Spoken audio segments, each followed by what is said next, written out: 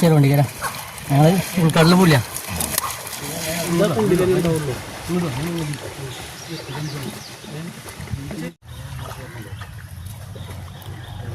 കൊണ്ടുപോയിട്ട് കയ്യിൽ എടുക്കാം.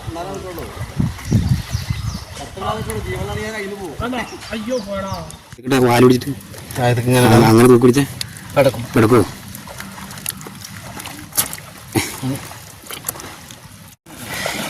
കാല് തട്ടുന്നുണ്ട്. അപ്പൊ അവിടെ നിന്ന് മാത്രം